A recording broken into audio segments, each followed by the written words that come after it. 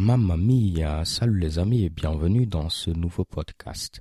Quel est le meilleur langage de programmation? Ok. Donc il s'agit d'une question qu'on me pose très souvent au niveau ici de la page Facebook. Quel est le meilleur langage de programmation ou quel est le meilleur framework web? Ok. Ce que j'aime répondre à cette question, c'est le framework, c'est le langage de programmation avec lequel vous êtes le plus à l'aise. Ok. Vous allez voir par exemple, si vous maîtrisez ici le langage PHP à fond, c'est le langage avec lequel vous êtes le plus productif. Alors pour moi, c'est votre meilleur langage de programmation. C'est le meilleur langage de programmation. Je vais vous donner un exemple très simple. Dans la dernière entreprise dans laquelle j'ai eu à travailler, on faisait un peu du pair programming, ok? Donc je travaillais avec un autre développeur.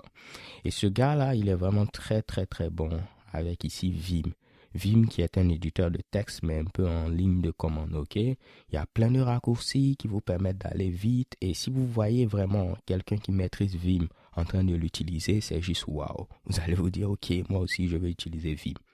Le truc c'est quoi? C'est que moi j'ai essayé d'utiliser Vim, disons au moins 15 ou 16 fois et ces 16 fois-là, j'ai eu à échouer, ok? Parce qu'au finish, je suis retourné à mon éditeur de texte Sublime Text, ok? Mais le truc, c'est quoi? C'est que ce jour-là, lorsque je travaillais avec ce développeur, je ne lui avais jamais dit que, waouh, j'aime bien quand tu utilises Vim. Est-ce que tu peux me montrer? Parce que moi, j'ai essayé plusieurs fois, ça n'a pas fonctionné. Je gardais cela dans mon cœur, tout simplement. Et lors de notre premier jour, lorsque c'est moi maintenant qui devais ici coder, j'ai ouvert ici Sublime Text, mes plugins étaient installés. Je tapais tellement rapidement, je maîtrisais mon éditeur de texte. Il m'a demandé, waouh, c'est quel éditeur de texte ça? Je lui ai dit, c'est Sublime Text. Il m'a dit, waouh, c'est cool. Est-ce que tu peux m'aider à l'installer sur ma machine parce que je veux bien l'utiliser? Ce que je vous dis par là, c'est quoi? C'est que, vu qu'il a vu que j'étais productif avec Sublime Text, il s'est dit que c'est un bon éditeur de texte, ok? C'est le meilleur éditeur de texte. C'est tout simplement ça. Donc, vous allez voir des gens, quel que soit le langage, si vous prenez Python, si vous prenez Ruby, si vous les voyez utiliser ce langage, vous allez vous dire, waouh, vraiment ça, c'est le meilleur langage de programmation. Mais ce qui fait en réalité la puissance d'un langage, c'est la manière dont vous l'utilisez, ok? Donc, ce que moi je vais vous dire, c'est qu'il n'existe pas réellement de meilleur langage de programmation parce qu'aujourd'hui, avec n'importe lequel des langages, vous pouvez arriver au même résultat. Prenons le cas du web. Pour faire aujourd'hui une application web, vous pouvez utiliser du PHP brut, vous pouvez utiliser le langage Ruby, vous pouvez utiliser le framework Ruby on Rails, vous pouvez utiliser Node.js. Et tout ceci va vous donner ici le même résultat au finish. Après maintenant, comme je le disais, c'est question ici de préférence, le langage avec lequel vous êtes le plus à l'aise. Ok? Avant de terminer ce podcast, je veux parler également d'une autre question qui est un peu ici similaire à cette question de meilleur langage de programmation et autres.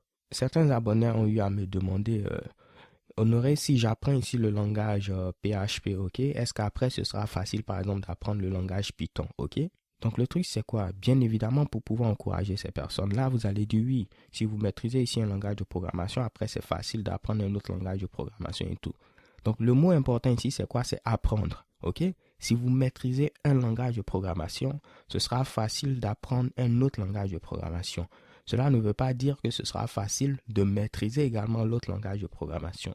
Parce que vous savez, vous pouvez ici être bon en PHP, vous maîtrisez PHP et vous voulez maintenant utiliser par exemple le langage Python, ok? Vous allez voir que ce sera simple. Vous allez voir comment on déclare une variable en Python, comment créer une fonction, comment créer une classe, et ainsi de suite, ok? Mais cela ne veut pas dire que vous maîtrisez ici Python. Parce qu'en réalité, pour maîtriser un langage de programmation, même si c'est un abus de langage, parce qu'au finish, on ne finit jamais d'apprendre, mais pour être à l'aise avec ce langage-là, il va vous falloir également voir comment la communauté autour de ce langage l'utilise, ok? Parce que par exemple, au niveau de PHP, vous êtes peut-être habitué à faire des if, des else, ainsi de suite.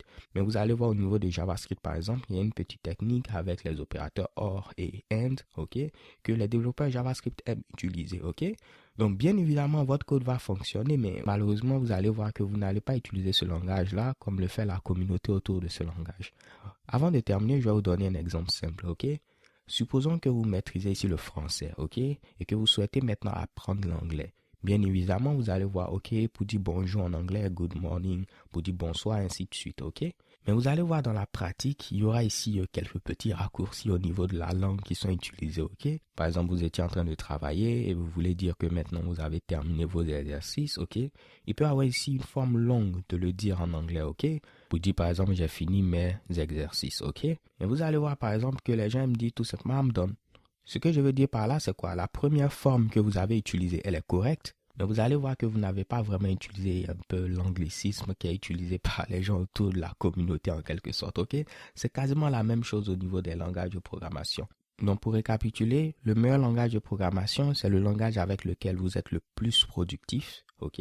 Et pour maîtriser ici un langage de programmation, pour être à l'aise avec ce dernier-là, ça prend du temps, ok? On peut connaître les bases, mais pour réellement ici comprendre comment la communauté autour de ce langage l'utilise, ainsi de suite, afin d'être beaucoup plus efficient, ça prend du temps. Ça peut prendre des années, ça peut prendre 10 ans, ça peut prendre 20 ans, ça prend du temps, ok? Donc c'est tout pour ce podcast. J'espère que vous l'avez apprécié et on se donne rendez-vous ici à un prochain podcast. Peace.